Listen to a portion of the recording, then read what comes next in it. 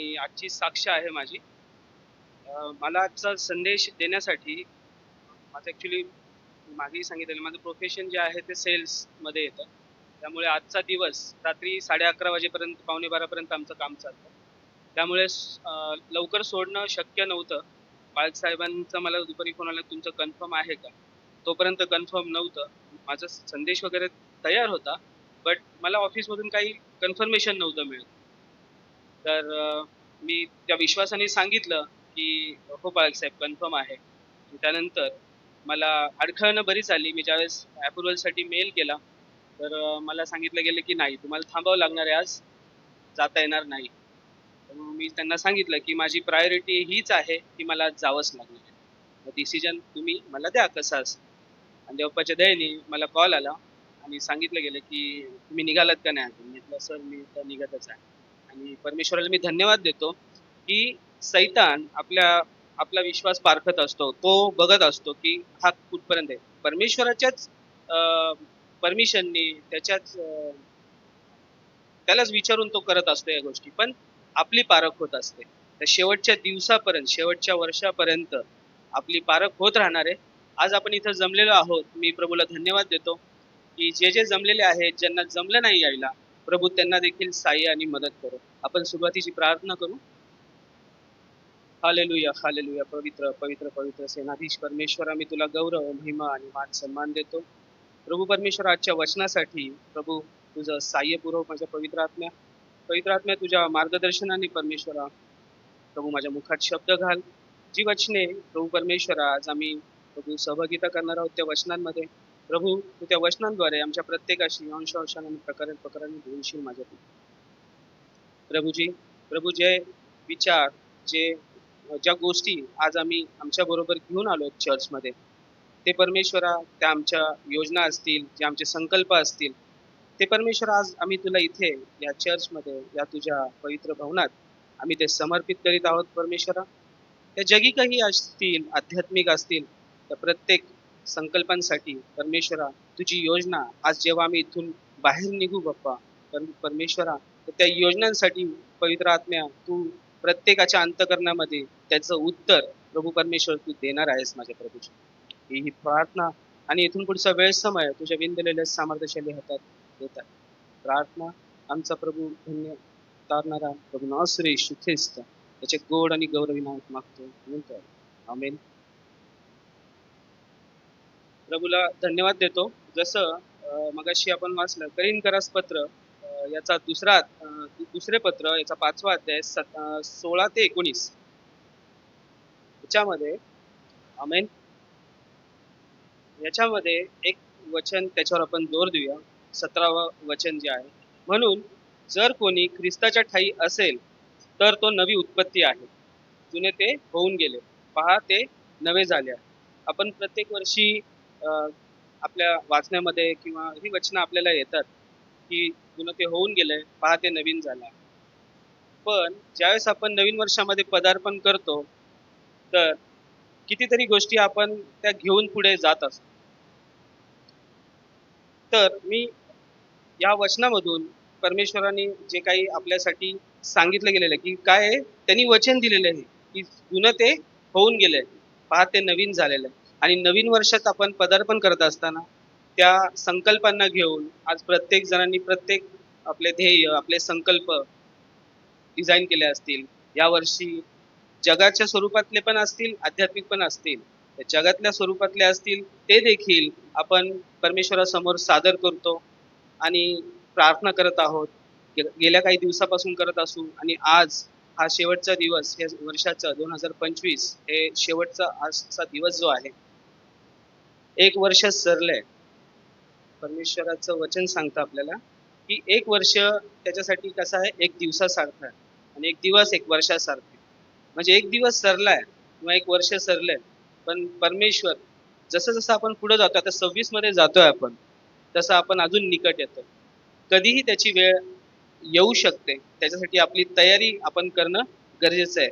बघा ना, आता आपण नवीन वर्ष म्हटलं तर आपण आता तर क्रिसमस झाला, तर आपण नवीन वर्षाची पण खरेदी त्याच्यातच करून ठेवलेली.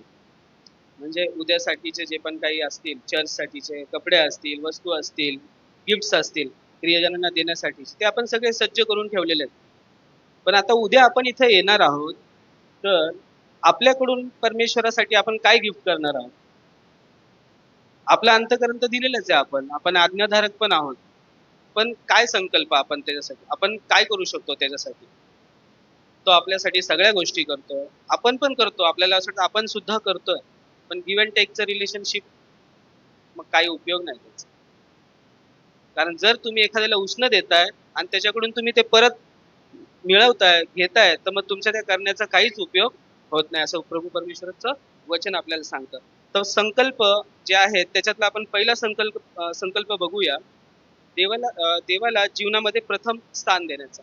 आता दुसरी तिसरी कुठली गोष्ट मी घेत नाही की तुमचं आत्मपरीक्षण करा, क्षमा, ह्या गोष्टी आहेतच, पण सर्वात प्रथम स्थान काय आहे? तर देव आणि परमेश्वराला ते स्थान आपण देणं गरजेचं. प्रत्येक जण आपण प्रार्थना करतो, सकाळी उठलं की कुठल्या गोष्टी न करता आपण सर्वप्रथम देवाचे आभार मानतो की आजचा सुंदर दिवस आमच्या आयुष्यामध्ये तू जोडला. ते झालेलं आहे आपलं ट्रेडिशन. मोजके 2 शब्द 4 शब्दाची प्रार्थना आपण बेडवरून उठताना करतो, त्यानंतर मग आपण आवरायला घेतो, सगळ्या गोष्टी आहेत. पण संकल्प म्हणजे काय? आता बघा, एक वचन आपण बघूया, मत्तयचा 6वा अध्याय 33वं वचन. मत्तय 6वा अध्याय 33.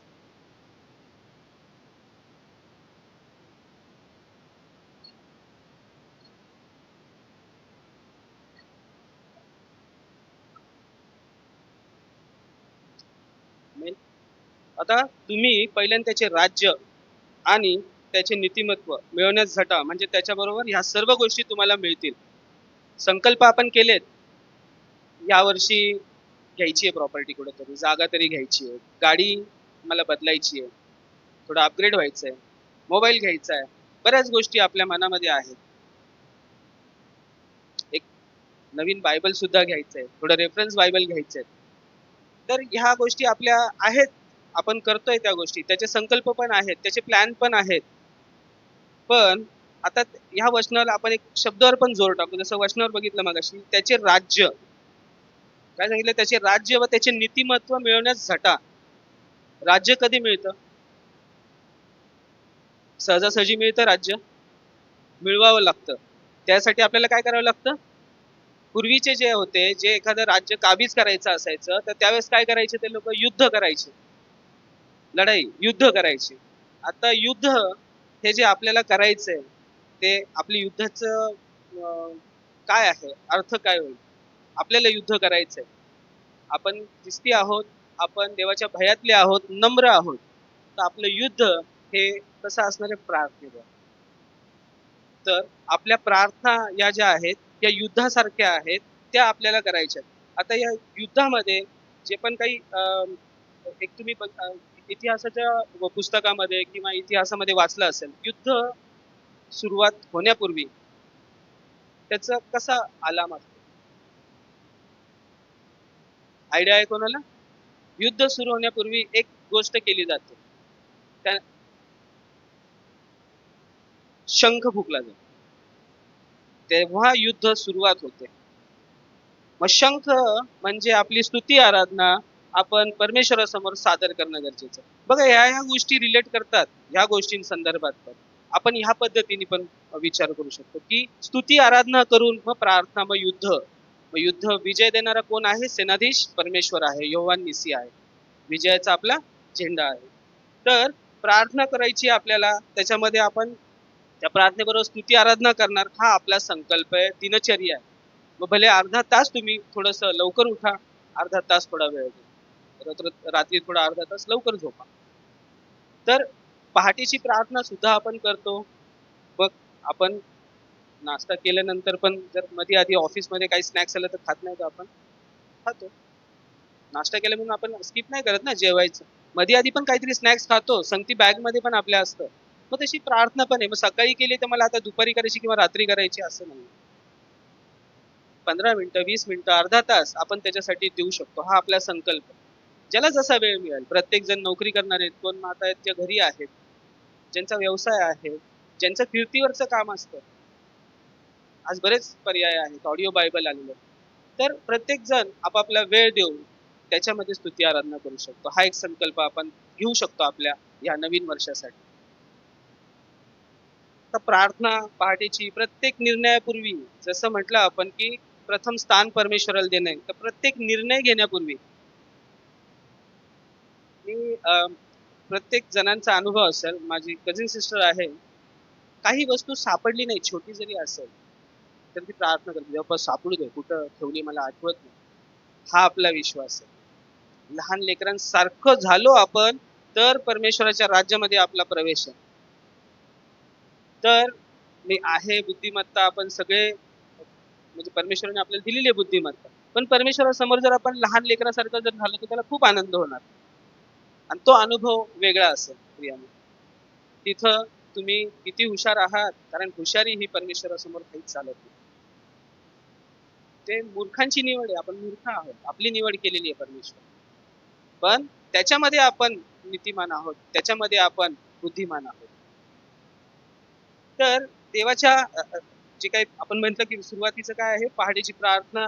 तुमचे प्रत्येक निर्णय घेण्यापूर्वी देवाला परमेश्वराकडे प्रार्थना करणं गरजेचं आहे, त्याला प्रथम स्थान देणं गरजेचं आहे.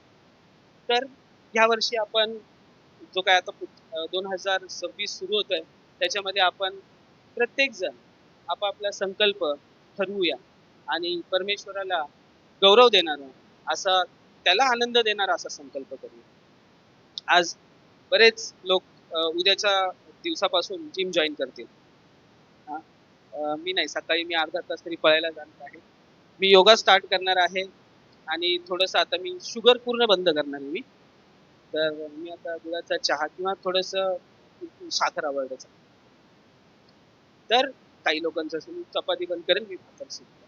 तर हे नवीन संकल्प आहेत, हे आपल्याला ऐकण्यात येतील. आता जे कॉलेजचे स्टुडंट असतील त्यांच्या वेगळ्या काही गोष्टी असतील, घरगुती असतील त्यांच्या काही वेगळ्या गोष्टी असतील की आता हे बंद करायचंय मला. हे झाले आपल्या जगिक गोष्टी, आता करायच्याच आहेत आपल्याला. पण ह्या गोष्टी सुद्धा आपल्याला तेवढ्या आणि त्याच्यापेक्षा जास्त महत्वाच्या आहेत. म्हणून तरी ते वचन काय म्हटलं आपण जे वाचलं मगाशी, की पहिल्यांदा त्याचे राज्य व त्याचे नीतिमत्व मिळण्यासाठी, म्हणजे बाकीच्या सगळ्या गोष्टी तुम्हाला मिळतील, त्याच्यासाठी तुम्हाला काही करायची सुद्धा गरज पडणार नाही. तर प्रियांनो, तसंच आपण एक पुढचा संकल्प बघूया, है ना. मागील गोष्टी विसरण्याचा संकल्प. आज वर्षभरामध्ये बघा ना, आज शेवटचे दिवस आहे या वर्षामध्ये. 1 जानेवारी पासून तर आज 31 डिसेंबर पर्यंत काहींच्या जीवनामध्ये 2 छोटेसे प्रॉब्लेम्स आले असतील, छोटेफार. काहींच्या जीवनामध्ये 2 महिन्यातून मोठा प्रॉब्लेम, 2 महिन्यातून मोठा प्रॉब्लेम, अडचणी, दुःख प्रत्येकाची बरोबरीची नाही आहेत, नाही 5 बोट, प्रत्येकाला वेगवेगळ्या नाही. आणि ह्या गोष्टी घडतात तर प्रत्येकाची की कुठपर्यंत सहनशक्ती आहे त्याप्रमाणे परमेश्वर आपल्याला त्या परीक्षेतून चालवत असतो आणि तो घडवत असतो. तर झालेल्या गोष्टी आहेत त्या आपल्याला काय करायच्या, विसरायच्या. फिलिप्पियस पत्र याचा 3रा अध्याय 13वं वचन. फिलिप्पियर 3रा अध्याय 13वं वचन.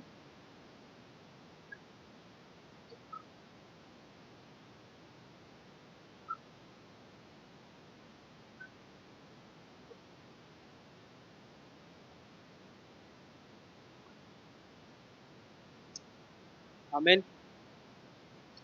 बंधूंनो, मी अद्यापि आपल्या कह्यात घेतले असे मानित नाही, तर मागील गोष्टींकडे दुर्लक्ष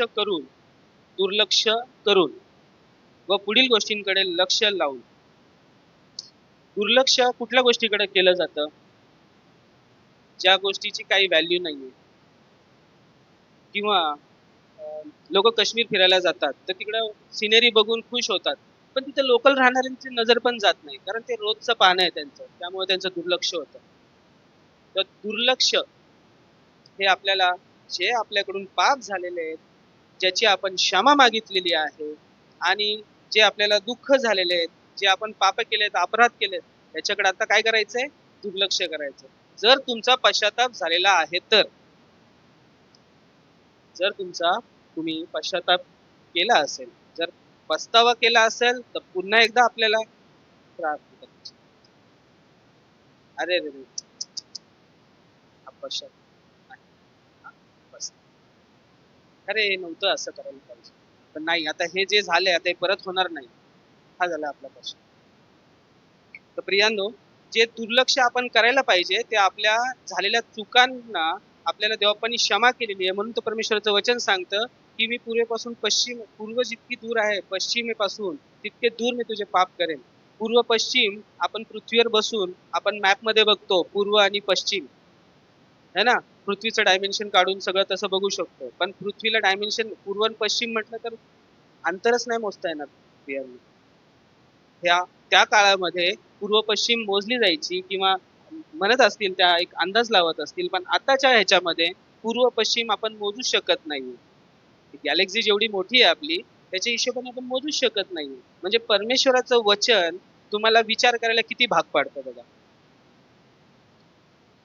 दुर्लक्ष हा छोटासा शब्द, पण आपल्या पापांकडे जर आपण झालेल्या चुकांची क्षमा मागून पुढे जर गेलोय तर दुर्लक्ष करणं गरजेचं आहे. जर तुम्ही दुर्लक्ष नाही केलं आणि तुमच्या मनामध्ये ती गोष्ट अजून पण सलतीये तर ते नीट विचार करा की ती सलतीये, तुम्ही पश्चाताप केलाय, प्रार्थना केली आहे, विश्वास आहे, विश्वासाने आपण क्षमा मागितली आहे.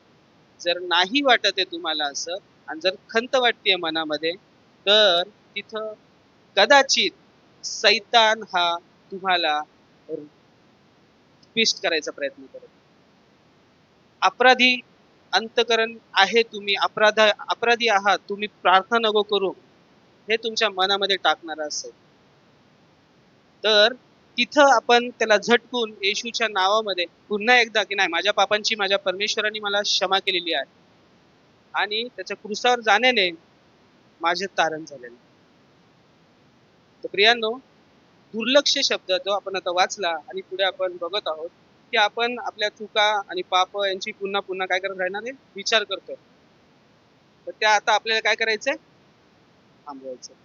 वर्षापासून नवीन वर्षाला सुरुवात करत असताना आठवणी येतील. दुःख या वर्षामध्ये बरेच झाले, माझ्याही कुटुंबामध्ये बरेच प्रियजन मी गमावले, आम्ही गमावले, पण ते दुःख ज्या दिवसाचं आहे ते त्या दिवसाला आहे. आठवणी येतील, पण हा विश्वास सुद्धा आहे की आपण एक दिवशी भेटू. काहींचे जॉब गेला असेल, काही घरी होते 3 महिने 4 महिने आणि सर्व्हाइव्ह करत होते. प्रत्येक जण त्या 2025च्या चांगल्या आठवणी असतील आणि कडू आठवणी किंवा कटुताई त्या गोष्टी असतील, पण त्याच्यातून ते शिकून आपण आज 2026 मध्ये पदार्पण करतोय आणि 2025 मध्ये परमेश्वरांनी आपल्याला आज इथं बसवलेलं आहे, पूर्ण आरोग्य दिलेलं आहे. त्यासाठी आपण परमेश्वराच्या नावाला गौरव आणि महिमा देऊया. पुढचा माझा पॉइंट आहे अजून एक, म्हणजे अजून एक संकल्प, मोजून 4-5 संकल्प घेऊया आपण, कारण आपले बाकीचे पण संकल्प आहेत तर मग ते पण आपल्याला करायचे आहेत, तर परत स्किप नको व्हायला. पण 4-5 संकल्प आहेत तेवढे आपण तरी बघूया, प्रयत्न करू. तर तिसरा संकल्प आहे देवाच्या इच्छेत चालण्याचा संकल्प, है ना. आपण सुरुवातीला बघितलं प्रथम स्थान परमेश्वराला देणं आहे, झालेल्या चुकांना दुर्लक्ष करणं गरजेचं आहे, क्षमा मागून. तिसरा संकल्प येतोय की आता काय करायचं, आपल्याला देवाच्या इच्छेमध्ये चालायचं. तर आपण वाचूया स्तोत्र संहिता याचा 90वा अध्याय 12वं वचन.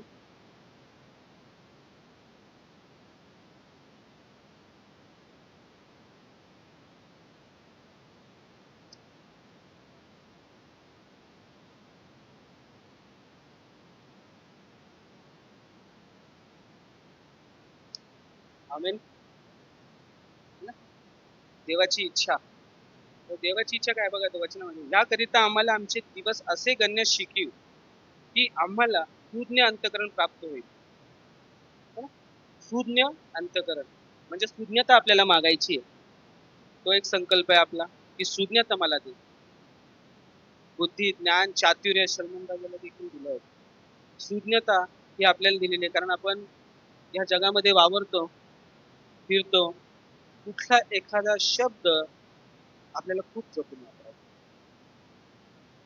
जर आपण जगामध्ये राहतोय तर आपल्याला कुठलाच शब्द सांभाळण्याची गरज नाही, कारण जग पण तसंच आहे, आपण पण जर तसेच आहोत तर मग प्रश्नच नाही.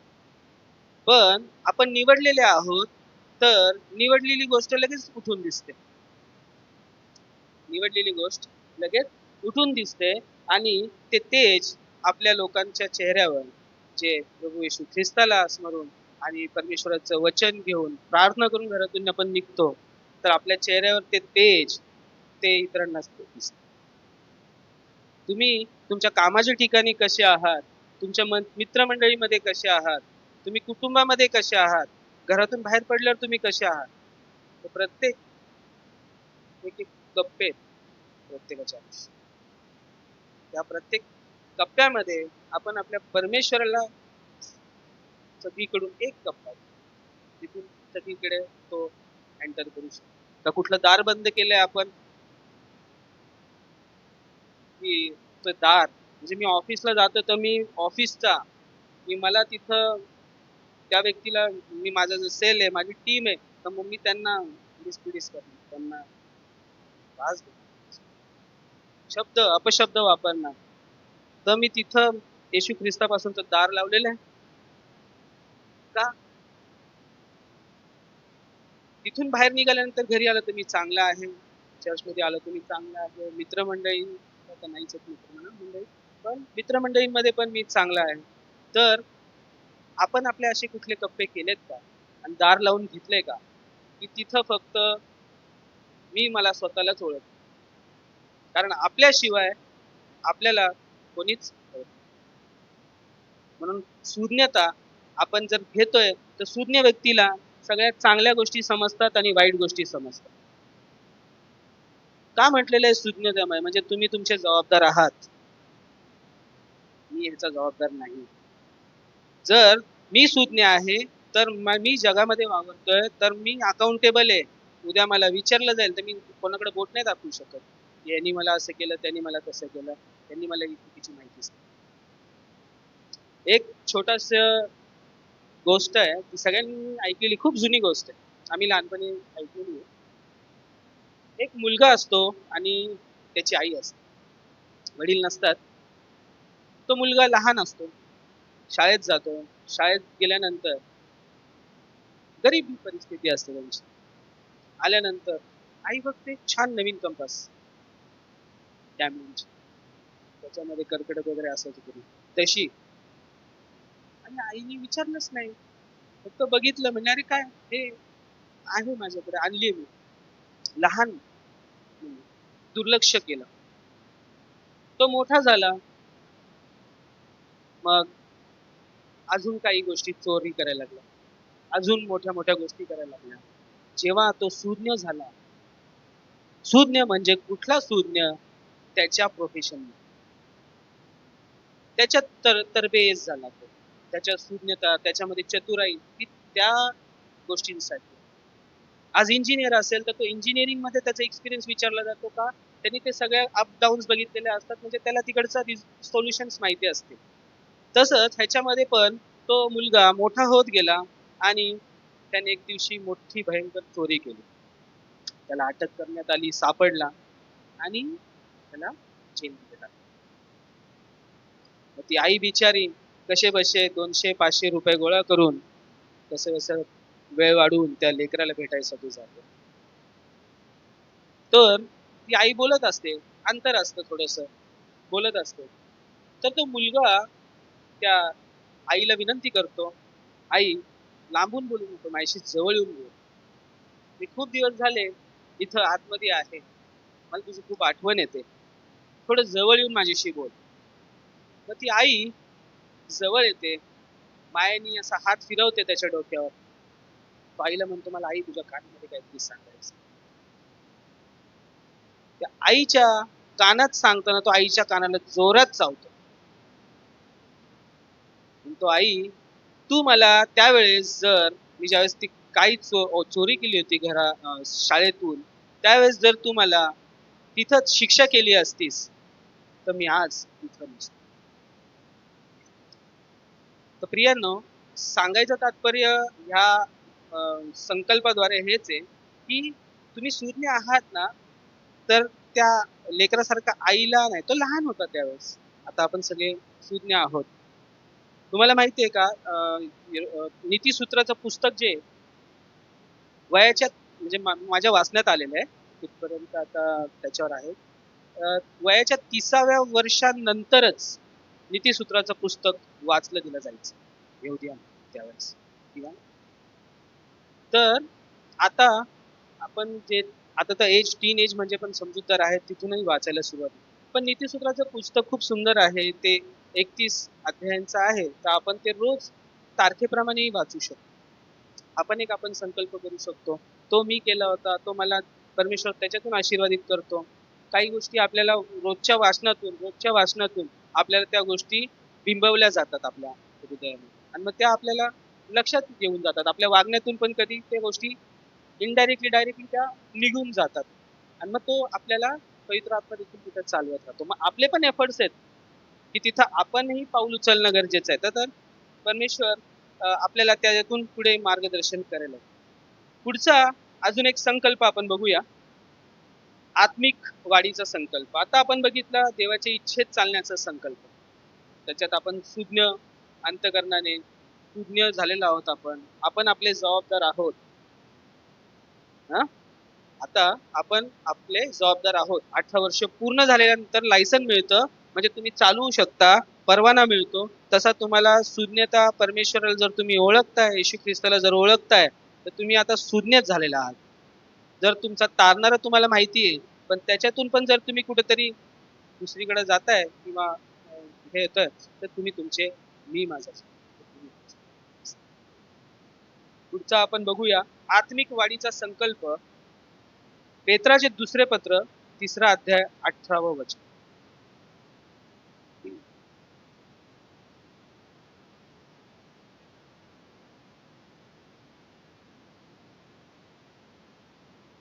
हा, 3 अध्याय.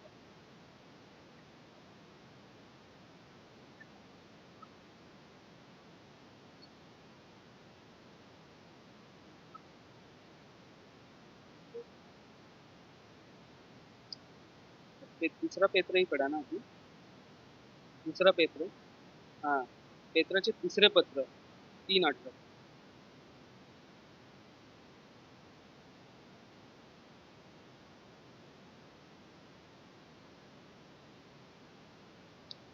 मेन.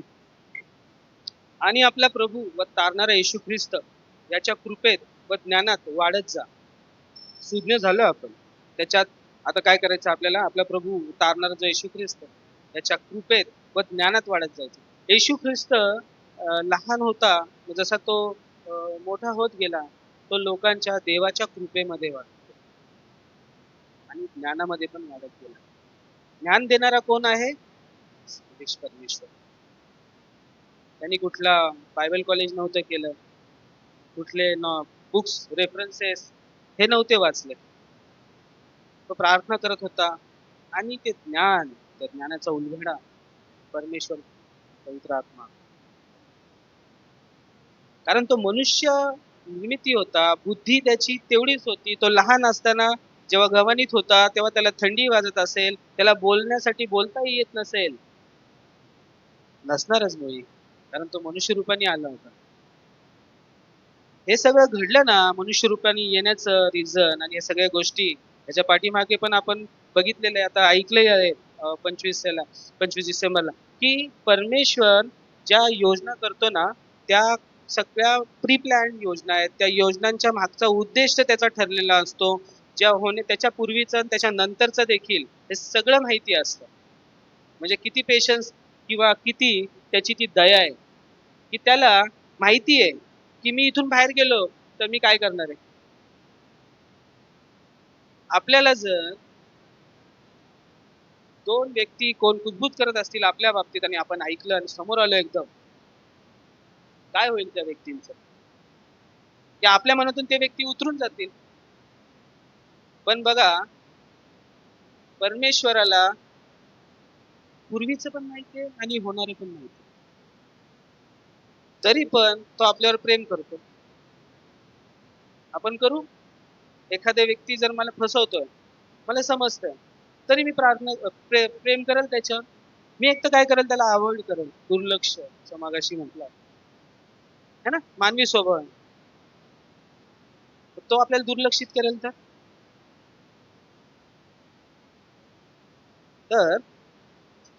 तर आपण ह्या गोष्टींना समजून घेतलं काय तसं त्याच्या कृपेमध्ये ज्ञानामध्ये वाढलो आपण, तर आपण ऑटोमॅटिकली या गोष्टी त्याच्यासारखं होणार ना. आपण अनुकरण त्याचंच करतो ना. आपण येशू ख्रिस्ताचंच अनुकरण करायला सांगितलेलं आहे आपल्याला, की तुम्ही माझे अनुकरण म्हणजे काय. तर तोही प्रार्थना करत होता, तोही परमेश्वराच्या वचनामध्ये होता, आपणही देवाच्या वचनामध्ये आपणही प्रार्थना करतो.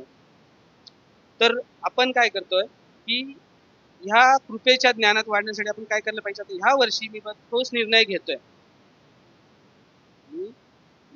मी आशीर्वादितच आहे. परमेश्वर मला आशीर्वादितच केलेलं आहे आणि मी त्याला धन्यवाद गौरव देतो.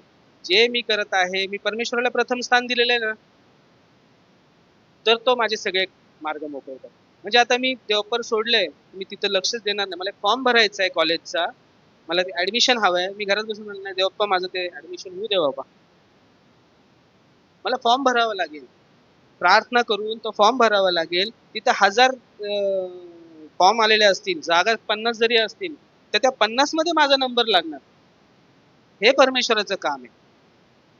त्यामुळे आपण ते प्रथम स्थान आपण देवपाल देतोय आणि त्याच्या आता काय केलं आपण त्याच्या कृपेमध्ये ज्ञानामध्ये वाढतो. म्हणजे रोज आपण अध्ययन करतो त्याच्या कृपेमध्ये. आता बाहेर निघालो तर आपल्यावर कृपाच आहे. इथं बसलेले प्रत्येक जण आपण कृपेमध्येच आहोत ना. पण न्यायाच्या ह्याच्यात अजून नाहीये.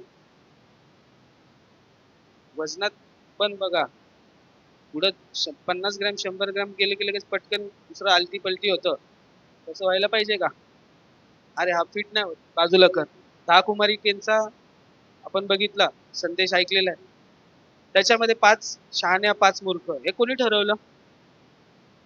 परमेश्वराने ठरवलं. पण कोणामुळे, कोण त्याला जबाबदार आहे. परमेश्वर आहे जबाबदार. त्या कुमारी, मी तयारीत आहे. मी आज या तयारीत आहे की आज जरी परमेश्वर आला तर मी तयार आहे. माझं तेल माझ्याकडे साठा आहे का, हा संकल्प आहे. हे परीक्षण आपल्याला आज करायचं. प्रत्येक जण आपण करतो, रोज आणि रोज करतोय. पण आज विशेष काय माहितीये का, कारण एखादी तारीख आपल्याला नंबर दिसला ना, तो तारीख स्पेशल डे, तर तो आपल्यासाठी खूप विशेष होऊन जातो. प्रत्येकाला आपापली जन्मतारीख म्हणजे काहीतरी युनिक असते, युनिक वाटते ती तारीख, स्पेशल असते. म्हणून आपण काय करतो की हे संकल्प दरवर्षीचे करत असतो. संकल्प तर हा 15 मेला पण करू शकतो, काल पण करू शकतो, परवा पण करू शकतो, कधीही करू शकतो. पण आपल्याला एक तारीख वर आपला भर असतो ना. आपण मनुष्य आहोत, आपल्या तारखेवर भर असतो. तर 1 तारीख आहे, 1 जानेवारी आहे, तेव्हापासून माझे हे संकल्प असतील. आजपासून माझे संकल्प आहेत, आतापासून माझे संकल्प आहेत, हे आपल्याला घेऊन चालायचं. पुढे आपण बघूया. पुढचा अजून एक संकल्प आहे, पवित्र जीवन जगण्याचा संकल्प. हा कठीण संकल्प. त्याच्यामध्ये 1 पेत्र 1 अध्याय 16व वचन. 1 पेत्र 1 अध्याय 16व वचन.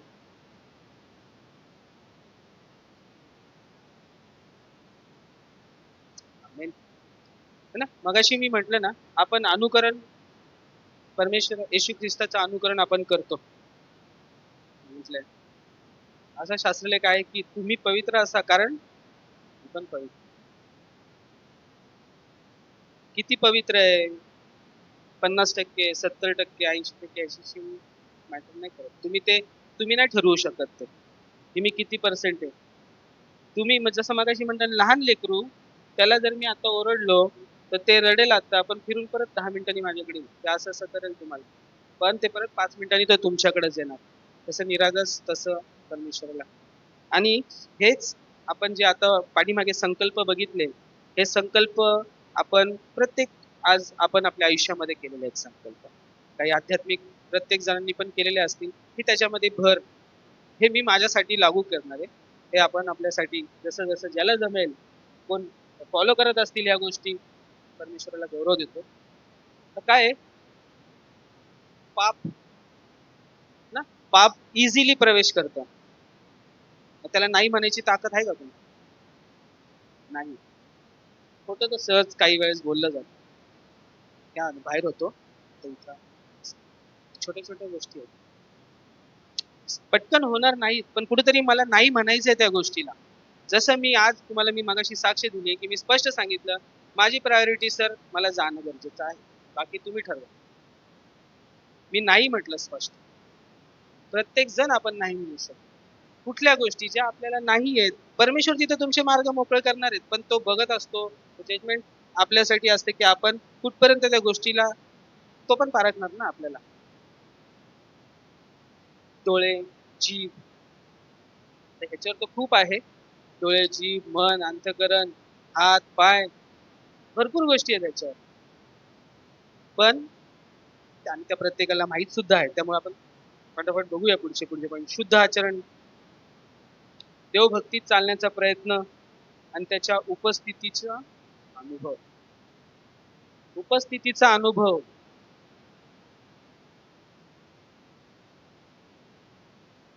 परमेश्वर क्षमा करो, पण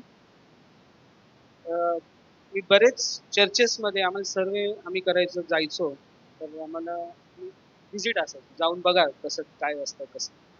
बऱ्याच ठिकाणी बऱ्याच गोष्टी अशा मला पाहण्यात आल्या की ह्याच्या मध्ये कुठेतरी अजूनच काहीतरी वेगवेगळे नवीन नवीन गोष्टी बसवलेल्या ट्रेडिशन, त्या पुढे इथं संबंध पण येत नाही त्याच्यासमोर.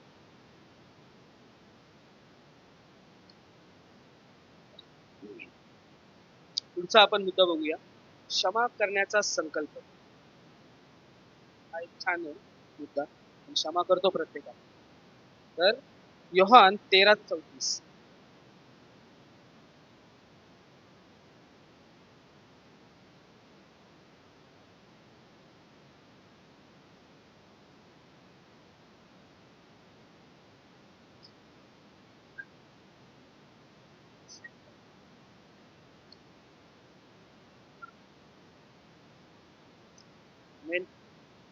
खूप छान वचन आहे. मी तुम्हास नवी आज्ञा देतो की तुम्ही एकमेकांवर प्रीती करावी. जशी मी तुम्हावर प्रीती केली तशी तुम्ही एकमेकांवर प्रीती करा. येशू ख्रिस्तांनी आपल्यावर जी प्रीती केली ती आपण प्रीती करू शकतो. आपल्या भावावर करू शकतो, आपल्या बहिणीवर करू शकतो, आपल्या आईवर करू शकतो. तर क्षमा तर लांबची गोष्ट. जर तुम्ही पुढच्या वर्षामध्ये पदार्पण करताय आणि एखाद्याला जर तुम्ही क्षमा केलेली नाहीये, तर झालं मग आपलं संकल्प पुढचा 2026.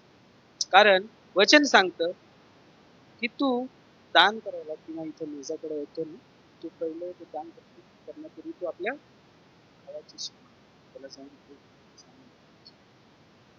जर आपण क्षमाच नाही करणार प्रियांनो, आता आपण इथं थांबलेलो आहोत, बसलेलो आहोत, आत्ता या क्षणाला प्रत्येक जण आपापल्या अंतःकरणामध्ये ज्याला क्षमा करायची राहिलेली आहे किंवा आहे कुठेतरी राग, त्या व्यक्तीला लगेच मनामध्ये चालू झाला असेल प्रत्येकाच्या या व्यक्ती संदर्भात आहे. काही चुकीचं बोलत असेल तर मला सांगता येईल. प्रत्येकाच्या अंतःकरणामध्ये आहे. कोणी दुखावलंय, क्षमा केली नाही म्हणजे असं नाही की त्याच्याबद्दल राग आहे, दुखावलं गेलेलं आहे त्याच्यापासून, तर आपण अंतर बनवलेलं आहे त्याच्यापासून, तर ते आपल्याला बाजूला सारायचं. मग तो विश्वासणारा असो, विश्वासातला असो, अविश्वास, तर आपल्याला क्षमा करायची. बघा तुम्ही पण क्षमा केली तर परत तुम्ही त्या गोष्टी आठवू नका. क्षमा केली आता तो माझ्या काही गुणधर्म नाही, तुम्ही त्याच्याशी बोला, तुम्ही त्याच्या संगते जसं पूर्वीच नातेसंबंध होतात ते प्रस्थापित करण्याचा प्रयत्न. त्या व्यक्तीच्या अंतःकरणामध्ये बघा प्रभू कसा कार्य.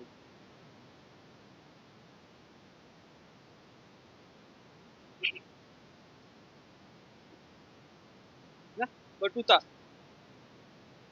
वाकड्यातच बोलायचं बोलतो. काहींच बोलण्याचं अंतःकरणामध्ये नसतं, पण बोलताना ते टोन किंवा ती पद्धत अशी वाटेल समोरच्याला ती दुहेरी तलवारी सारखी, त्याचे अंतःकरण भेटणारी असे ते शब्द काहींचे लागले, पण ते नसतं मनात. पण त्या गोष्टी आपल्याला आपल्या जीवनामध्ये परिवर्तन करायचं. कारण येशू ख्रिस्तानी कोणाचं असं कोणाला टोमणं मारलं किंवा असं कोणाला घेतला असं मला तर नाही आठवत कधी. कोण वाकडं केलं तिकडून आणि सरळ शुभवर्तमान वाचताल ना तुम्ही त्याच्यामधून बघा तुम्ही कसं एक एक पॅरेग्राफ वेळ मिळेल तसा तुम्ही घ्या. तो कसा जगला, तो कसा छोट्या छोट्या गोष्टी, मोठ्या तर आपण काही करणार नाही, इमिजिएटली नाही होणार त्या गोष्टी, किंवा तर ते आपल्याला थोड्या थोड्या गोष्टी एक एक स्टेप हे तुम्ही करताल, हा आनंद परमेश्वराला होणार आहे बघा. तर आपण एक आता शेवटचं घेऊया पॉईंट आणि आपण थांबूया. पहिलं थेसलोनिकरास पत्र 5वा अध्याय 16 ते 22.